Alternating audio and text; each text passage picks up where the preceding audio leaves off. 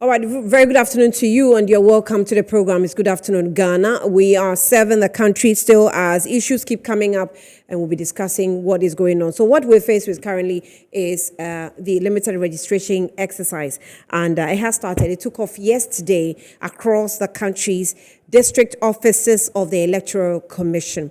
Now, these offices that the Electoral Commission cited for the registration exercise actually had been fought with a lot of, opinions and backlash, and by political parties going to court and all. So faced with the injunction that was placed on the exercise, the Electoral Commission still went on to conduct the exercise. The news team also went to monitor some of the activities and how it went. We'll bring you some of the reports, but this afternoon we'll have Kofi Tonto, who speaks for the MPP, the government spokesperson, also Dr. Amache Boateng is a political scientist science lecturer at KNUSC, and also Mustafa Bande is a national deputy secretary of the NDC. Well, we'll take a break. When we come back, we'll get into the issues.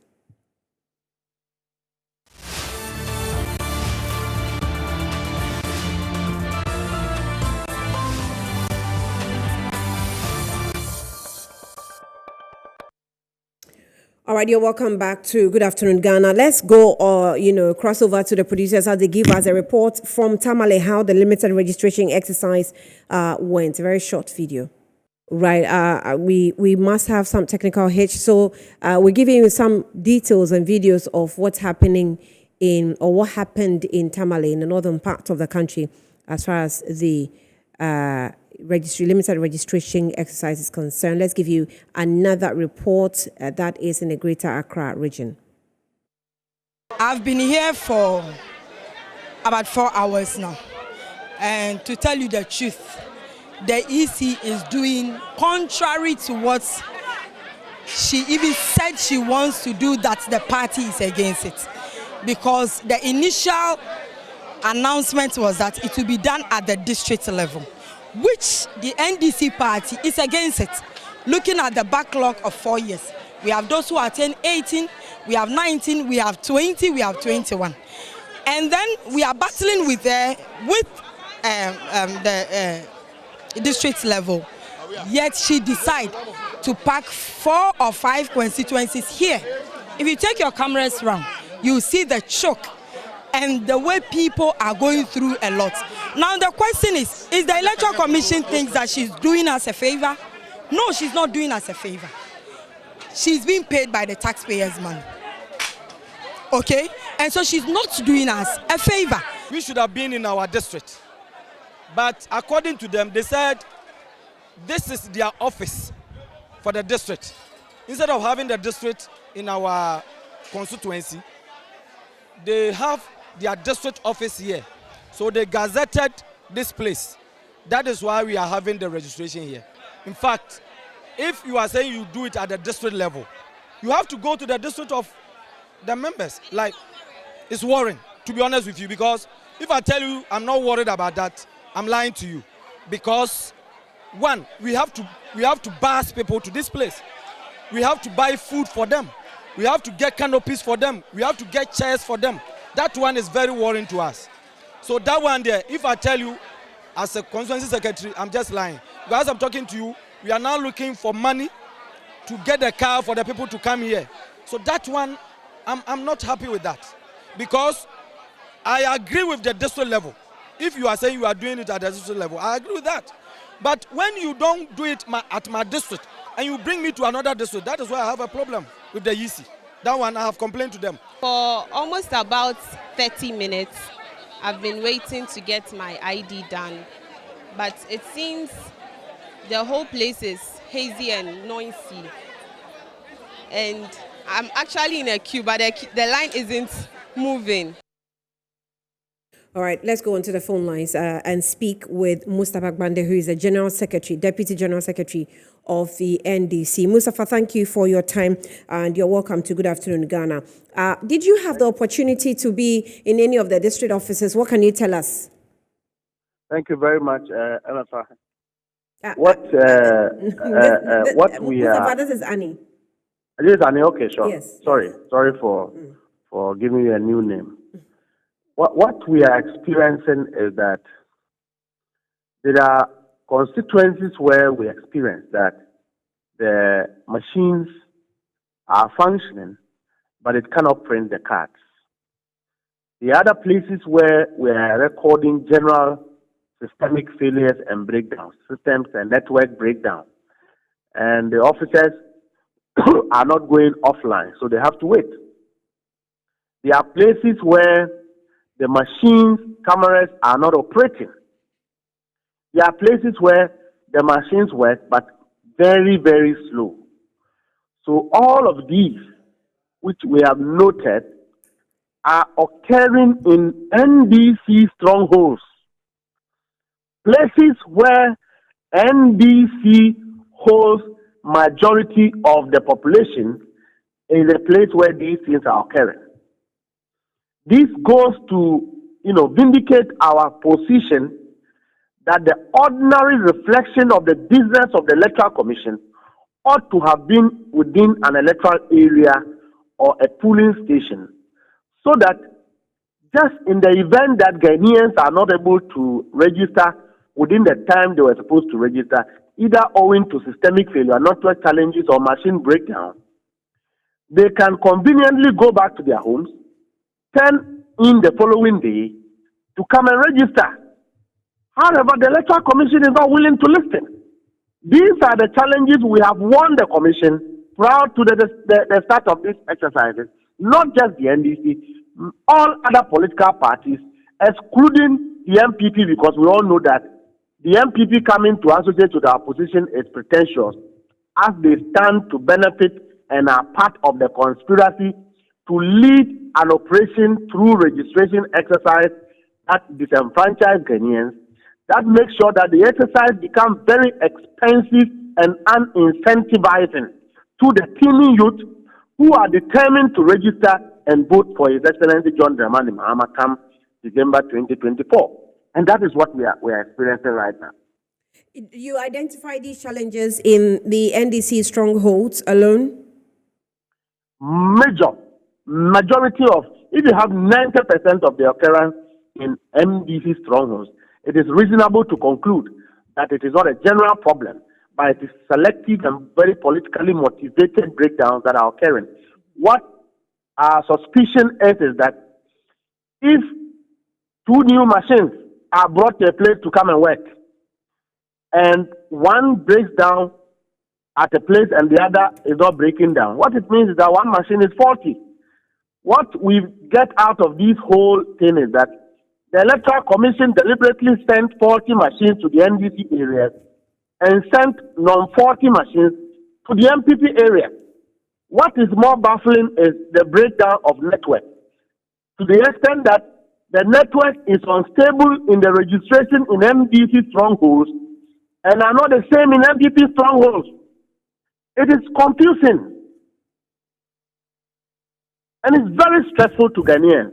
In all of this business, the precipitation of suffering and continuous suffering is what the EC, through government of Ghana, led by His Excellency Nana Akufo-Addo, is subjecting the youth of this country to. We have stated that in the last 3 years, the Electoral Commission has failed to undertake registration exercise. So we anticipated long queues, which we are currently experiencing. We knew that there could be machine breakdown, so we asked that increase the number of machines and take the exercise to the polling electoral areas or polling stations, so that we don't have to record all of this. Because if people are not able to register... Did you do a comparison of how the systems were working in what you presume to be NPP strongholds to where you presume to be NDC strongholds, and realize that there was a difference in the effectiveness of the machines? We have done those analysis already. That is why not less a person than the national chairman of our party would have to address a press conference. And the same system is persisting today. We have places where the MPP started registering. We started registering in MPP strongholds. Till today, we haven't recorded a single challenge. Everything is over there. We have places that these things are happening. And majority of the places we recorded these challenges are NDC strongholds. The national chairman mentioned it. And it continued today. You see, we have places where the constituencies are hinterland. They have hinterlands in terms of people having to cross the river to be able to get to the district capital. Right. The Electoral Commission, as we speak, have not made any provision for these people who will cross rivers to be able to register. The exercise is not fair. It's not democratic. It's not reasonable. An already suffering Ghanaian, as a result of deliberate failure of government and corruption, should not continue to go through this suffering in order to undertake a constitutional responsibility. That is wrong. However, as we speak, we in the NDC continue to stay with the people. We have shared ourselves into teams. We are monitoring the exercise closely. We believe that a reasonable agency like the Electoral Commission should think twice of the way it intends to carry out this exercise. It is not too late to get things right. Meanwhile, we are associating with the people in the queues. We are with them. We are currently sympathizing with the challenges in order to console with them to register. We have also received reports of currently money being shared in Bimbila constituency, the constituency of the Minister for Defense, Dominic Mitchell, whose agents, whose people... Bande, I don't have proof of that, and so I cannot allow you to make that wild allegation yet. But my question to you is that you have gone to court together with some other political parties. I think you're about 4 political parties that went to court, right, on this matter? Yeah. And we have gone to court. Right, so you have... But the CJ is nowhere to be found. When she suddenly arrived, they gave us a date, which is 17th of October, by which time the registration exercise would have been over. The injunction is mute. Yeah, so what I want to ask is, at least after day one of the exercise, we've seen some of the challenges that we're faced with. We've had former president who has indicated that people should, come out in their numbers and go and register. But we obviously can tell, even in day one, how the challenges look like. So even for people who cross the river to come and register, if they were unable to do, they'll have to find a way back home and come back the next time. If they're coming with guarantors, they will have to come back with these guarantors and all. So we see the inconveniences.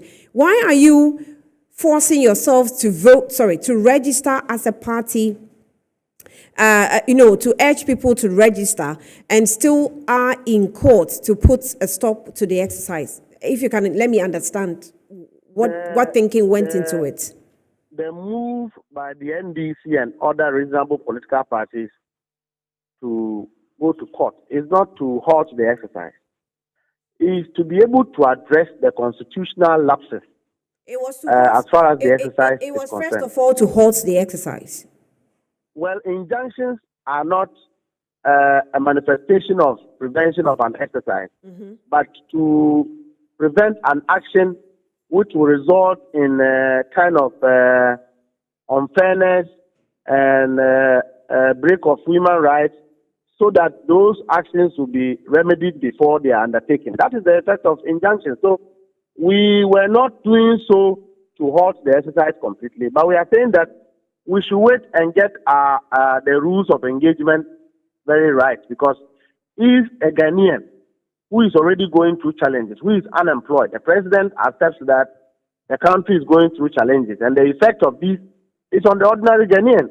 If you are asking them to go through these series of challenges, having to travel from one place to the other, people have to travel 4 hours on a motorbike to come to the district capital. If they are not able to register as a result of systemic operational challenges of the Electoral Commission, those people may have to sleep. Who is feeding them? Who is accommodating them until they have the opportunity to register? To prevent Ghanaians from going through these difficulties, that is why we wanted the right thing done.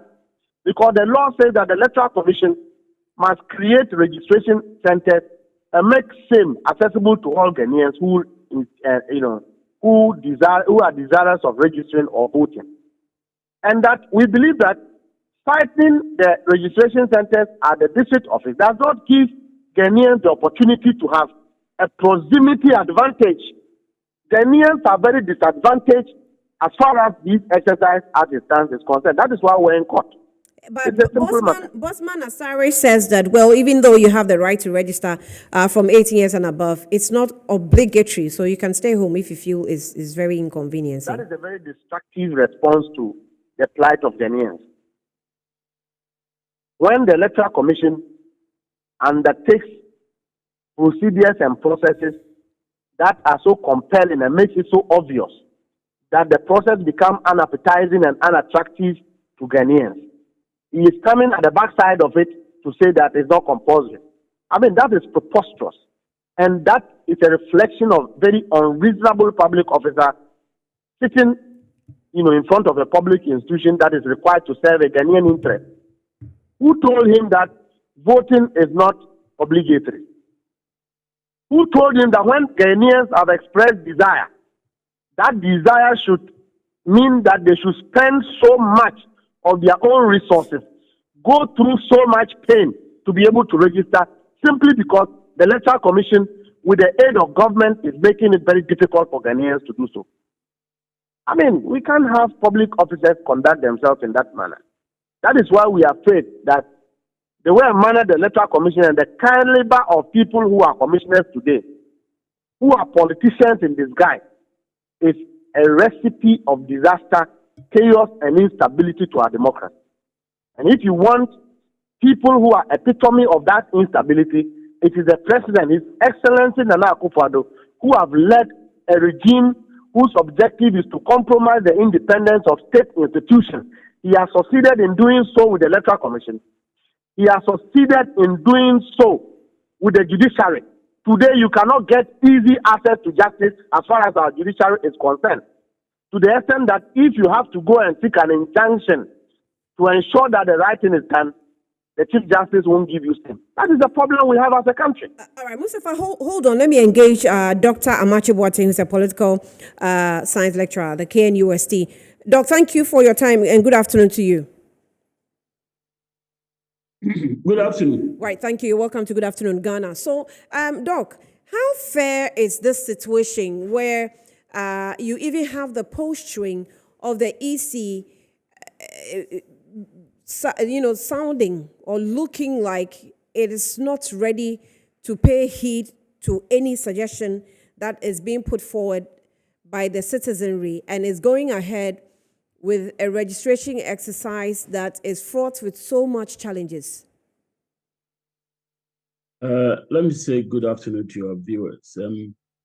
Did I hear you say that Dr. Bosman Asare suggested that registering is not compulsory? Yes. It's not up to him to say that. Yes, but he said it. Yes, the Constitution does not necessarily make it, an obligation. Some jurisdictions have it, Australia, for example. But those jurisdictions that have it, it's a testimony of the premium they place on citizens' right to participate in the politics of their country. You see, the whole issue, I'm really surprised about what is happening because the main son is a lawyer. They tell us, Dr. Bosman Asare, a colleague, lecturer in political science, he studied in the United States, is definitely knowledgeable of the area. This exercise is a human right. So for him, one, a political scientist, and then two, the number two are the Electoral Commission, who represents the state to ensure that people enjoy their human rights, to provide guarantees for Ghanaians to simply enjoy their rights. That is what the state has as a duty, as an obligation. Dr. Bosman Asare and the Electoral Commission have a duty to facilitate the registration of Ghanaians who would like to do so. So the issue as to whether it is compulsory or not doesn't come in at all. And then the posturing, it gives an implication that the EC has become political, meaning that they themselves, by their own internal mechanisms, have become interested in ensuring that like Dr. Bosman Asari is saying, because it is not compulsory, so far as he's concerned, and he's wrong about that. So far as he's concerned, that people simply need not bother themselves to come out and register. It is terrible because ordinarily, elections are fraught with challenges, fair challenges, all the time. In the year 2020, the elections in the United States, the EMB, the electoral management body there, acknowledged that they encountered challenges in the voting and counting, that there were some errors. The only thing they added was that it wasn't enough to offset the outcome of the whole exercise. And so they couldn't really support the case that former President Trump put up, that the whole exercise had been, if you like, stolen, that it was fraudulent. So if here in Ghana too, we go about our own exercises like any other place, there are bound to be challenges. They are bound to be challenges. So if you look at Mr. Amachi, so if you look at the CI, right, and if you go to clause 2, Article 2, Clause 1, it's talking about the commission and what the sentence it designates for registration. I am moving to from Article 2 to 3. The 3 says that the commission shall at least 21 days before the first day of national registration voters inform political parties and the general public by the publication in the Gazette of the place it designates as the registration center. Now, Clause 2 A says that in the designation of the place as a registration sector, the commissioners shall take into consideration a suitability of the place for use as a polling station in the election day, and b accessibility of the place to the prospective applicants for registration. If you look at Clause 2, 2A and B, maybe the EC can defend. But the 3 that is giving you 21 days to inform the parties and the public is to create room for, maybe as we have it today, IPAC, to give you their opinions, for the public to also share their opinions. So why is this difficult for the EC to hear, the opinions and even go ahead to say, we've heard your challenges, but we are not changing the dates because it's too late? That is what makes it all the more difficult to come to terms with what we witness. If anything at all, we are all serving Ghana in our various capacities, and the onus is on us, officers of this country, to address ourselves to the needs of society. The EC should see itself as not necessarily serving the NDC or the MPP. No, it's a Ghana thing. It's a Ghana thing, and you are facilitating the whole procedures to make Ghanaians also be able to participate in a lawful activity, the politics of their country. And I think, like I've already said, we have a problem here. There's this issue that political scientists who are interested in the electoral governance, point out. Elections are such that they say you've got to manage what they call the paradox associated with it. If you allow the procedures to become questionable the way these are actually now appearing to be. I'm putting it this way because we've just gone through 2 days. It is possible, like the NDC gentleman said, we still have time, we still have opportunity.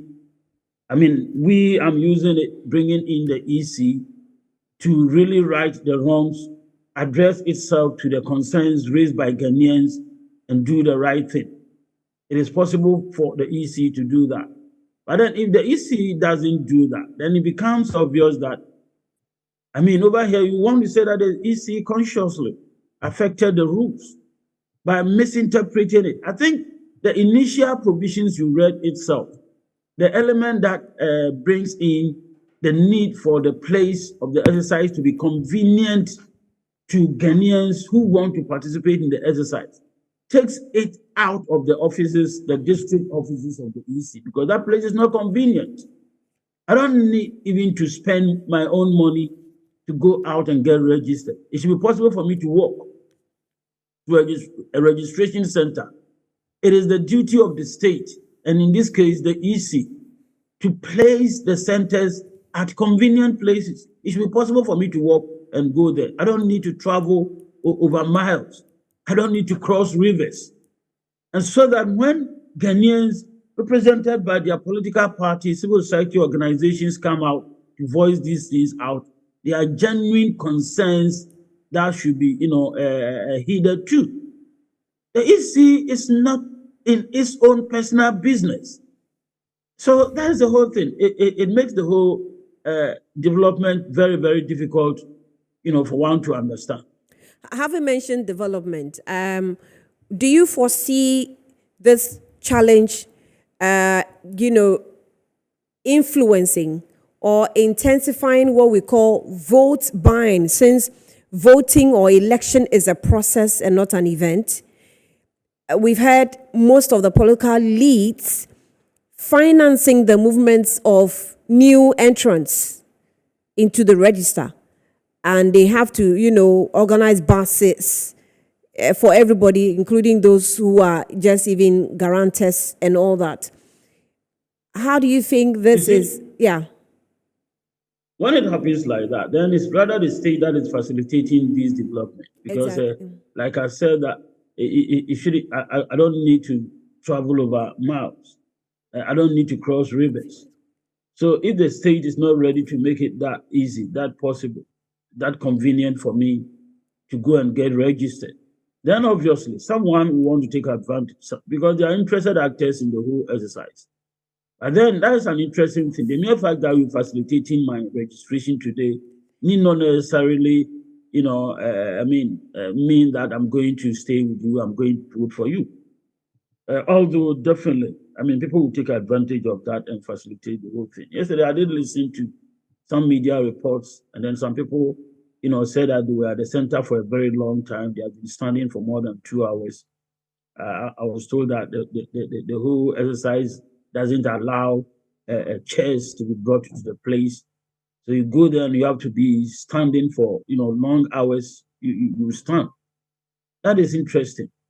People are simply going to go home without registry. The whole thing is elsewhere. This registration thing is continuous. It is continuous. I don't know whether we're going to have to simply put everything together and use the Ghana card instead of this, this EC intermittent registration exercises, the cost element and stuff like that. I think the members of parliament will want to take a second look at this issue and take a decision on it and merge everything in the Ghana card, take away the legislative instrument that enables the EC to be the sole body responsible for the registration of voters. I think it should be taken away from the office of the EC for us to address this perennial challenge. Hello. Will it be? Can you hear me? Okay. Can you hear me now? Yes, I can hear you now. Will it be realistic for persons who want to register to boycott the exercise because of the inconveniences they're faced with? You see, you have to be in that situation to appreciate this issue. Some of us, we drive in our vehicles and go there, and then the doors might even open for us to go register. We won't spend so much time there. But then if you happen to, come from, some distance away, you are unemployed, you live from hand to mouth, an exercise of this nature will greatly inconvenience you. And I think weighing the options, if one decides not to get registered, I won't be surprised. How about the legal part of it. I know you're not a lawyer, but what opinion do you have about it? They have served the EC with some of the parties, with the attempt of placing an injunction on it. The EC has received, but it has still gone ahead with the exercise. What do you think these parties should do? Well, they don't have any option now. You see, elections always end with the judiciary, and the judiciary therefore becomes part of the electoral processes. So that when in the course of any issue, the actors simply don't see eye to eye, we have conflict. And conflicts of this nature should necessarily be resolved, by the judiciary. So if the judiciary also doesn't avail itself, and realize that we have something that happens with governments when they don't get their budgets approved. But in this case, you get an impression that society's hands are tied, to its back, and then the Electoral Commission is allowed to perpetrate some illegality. The EC insisting on doing what it's doing now is illegal. Its own CIs simply don't allow them to do that. Its own CI don't allow them. The place or the places or the registration centers should be convenient for the individuals who are coming there to get registered. And this is a very simple thing. The current arrangement is simply terrible, besides the fact that the machines are also proving to be, having challenges. One may not blame the EC for the machines not functioning properly. I don't know. Maybe the only way out is that the EC might have to extend the dates for the exercise. They are saying that there's going to be another opportunity for people who don't go through this. Why, right from the very word go, look at the scenario of, people having difficulties to go through it and then having to count on some impending exercise. I don't get it. There shouldn't have been the need for anyone to mention that at all at this material moment. You want to do everything possible to get those who want to get registered. Speaking to us. I can't hear you. Yes, can you hear me now?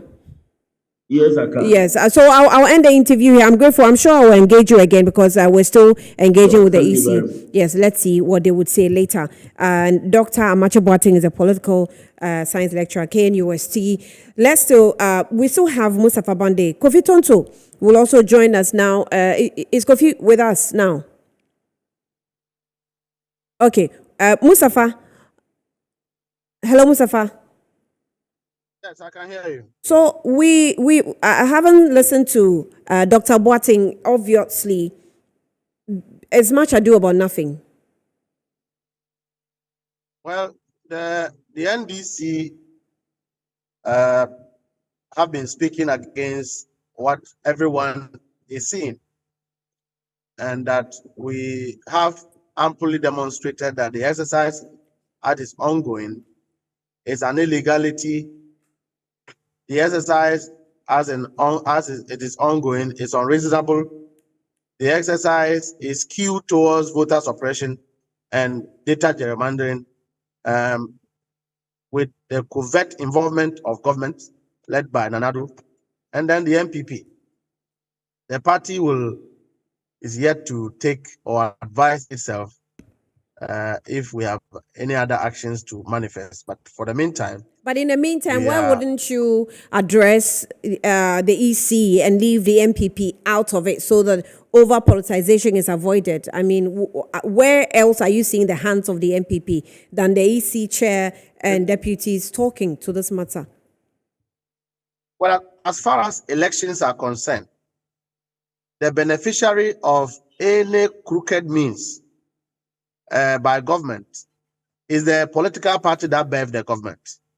Because you don't have government officials standing for elections. You have a political party that gives birth to government. And so the party is part and parcel of this criminal exercise ongoing.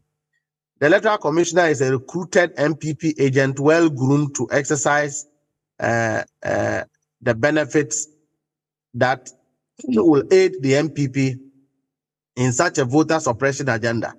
She's unwilling to listen to anybody. What is more surprising is the role of the judiciary in supporting that this erroneous illegality. And so, like I said earlier, we as a party, as it stands, continue to monitor the process, and we are with Ghanaians who are going through the hardship to be able to register. When we get to a point where we think that we have to decide otherwise, we'll do so. All right, hold on there. Kofi Tonso is a spokesperson for the government and also speaks with the National Communications Team of the NPP. Kofi, thank you for your time. You're welcome. Good afternoon to you. Hello, Kofi. Thank you very much, Annie. I'm here. Okay, great. Can you hear me? Yes, I can. You had opportunity to monitor the exercise yesterday. What can you tell us?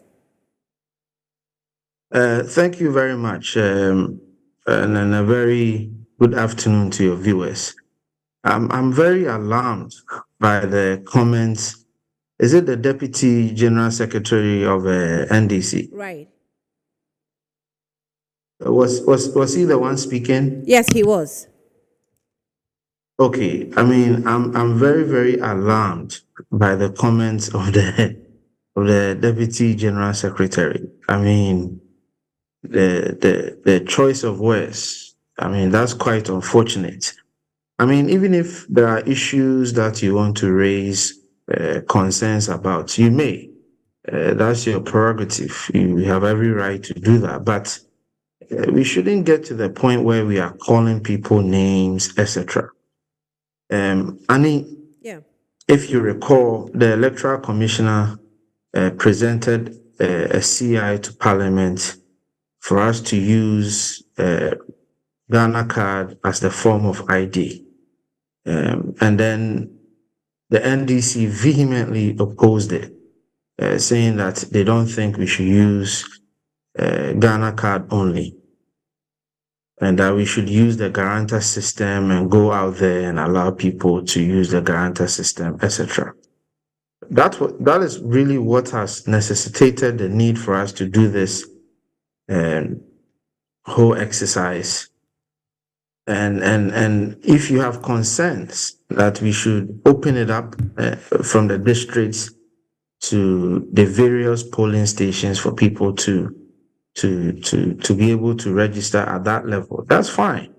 Because some of us in the MPP have even equally said that the Electoral Commissioner should go ahead and consider the option of allowing, in some districts, allowing for the registration to go beyond the district level, because clearly there is some merit to the concerns that, you know, bringing it at the district level can be challenging, because some constituencies and some areas, people come from very remote areas, and to move from that remote area to the district level can prove to be extremely challenging.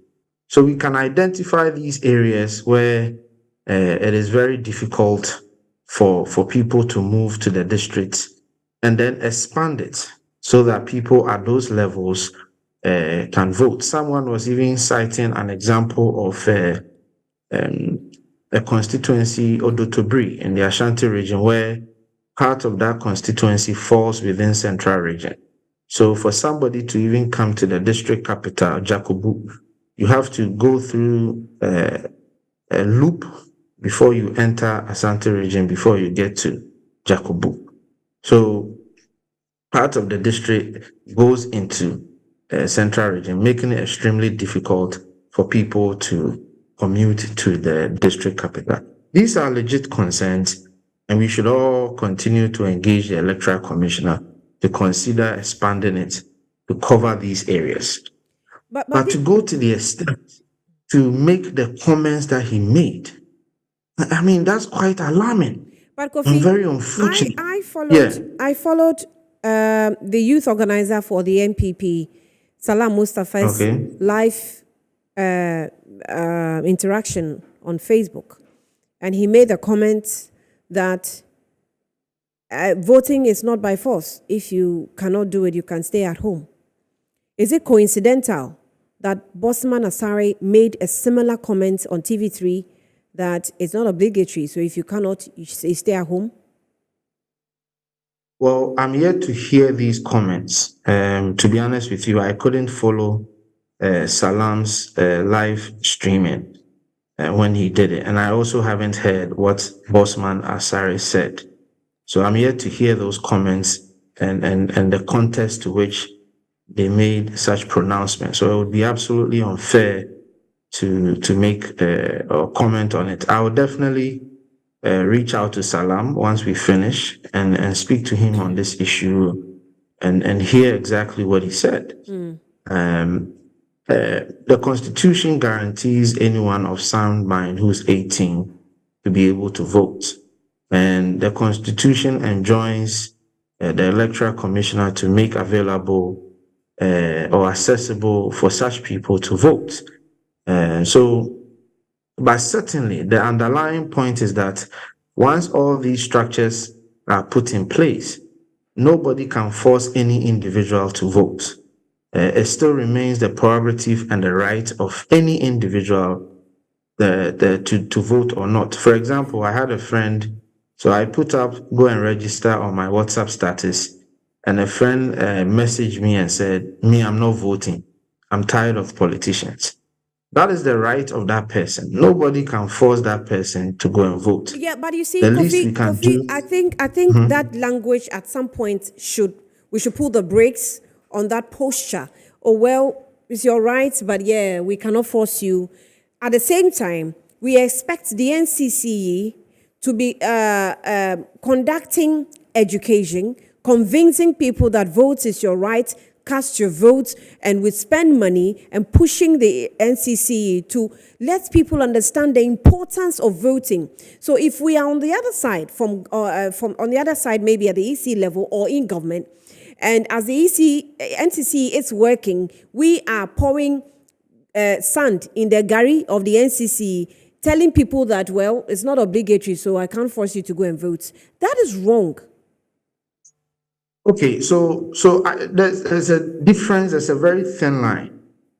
There's a very thin line. Educating people about their right is not the same as forcing people to do what the very right enjoins them not to do. There's a thin line between what we are discussing. You can educate people because the Constitution enjoins the Electoral Commissioner, Yes, but the education. political parties to. Yes, but there's a subtle force in there, because education is supposed to orient you so that your thinking faculty will change from one point to the other. So there is just a subtle force by educating you. There is. Kofi, there's a subtle force by educating you about your rights, except for the fact that I cannot hold your finger and put it on and stamp it on somebody's face. But by my orienting you, it is to convince you that you have to vote. And that's what I'm saying. That again, you see, when you mention what Osman Asare and Salam have said, I didn't even seek to defend or anything. I said, let me go and listen to them. Because the Constitution, again, enjoins us to educate, so we encourage NCCE, etc., to go out there and educate people. But then I was quick to add that irrespective of the education, etc., the encouragement, etc., there is that aspect of the right to choose also not to vote. Let's not discount it. We can get into what they said and whether it's right or appropriate. But as much as the Constitution allows people to vote, and we all see the need to encourage people to exercise their right to vote, there is nowhere in the Constitution that also mandates people by force that they have to vote. There's a thin line between shall and your will or exercising your right.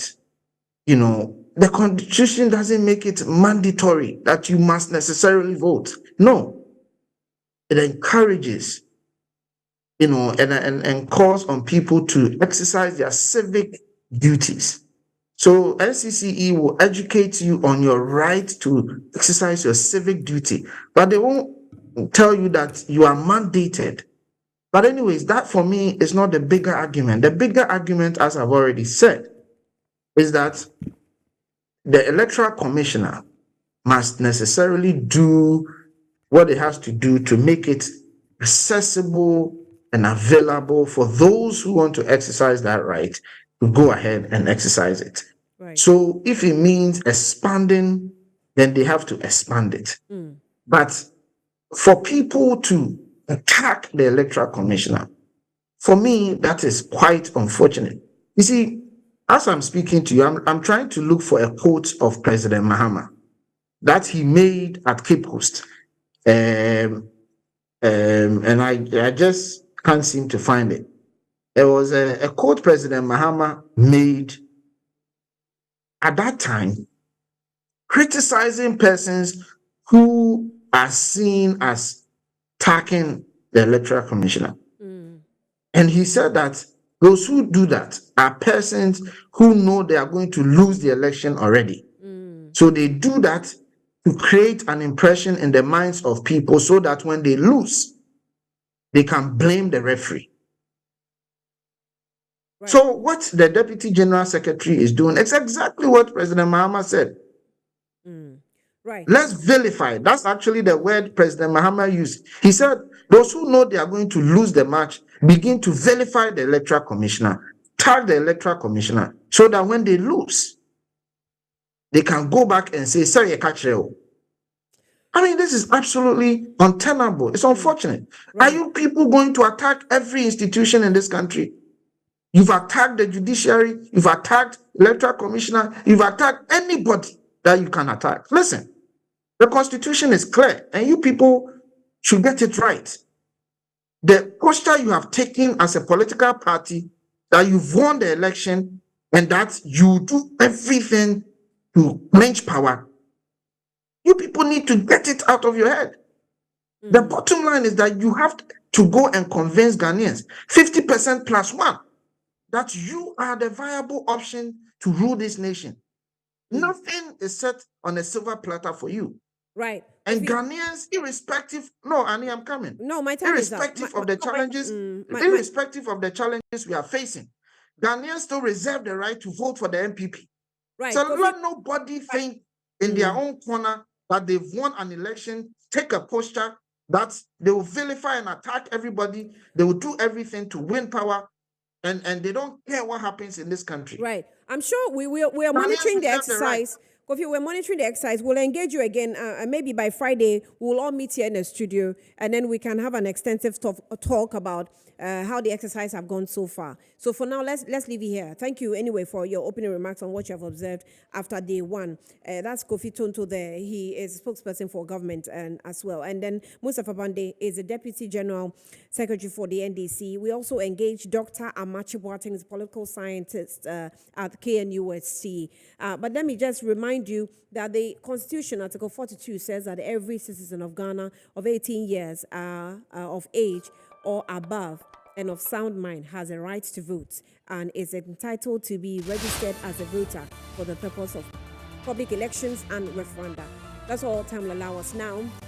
Let's pull the brakes. We'll be here again to discuss what has happened so far with the registration exercise. My name is Ania Fampofo. Thanks for watching.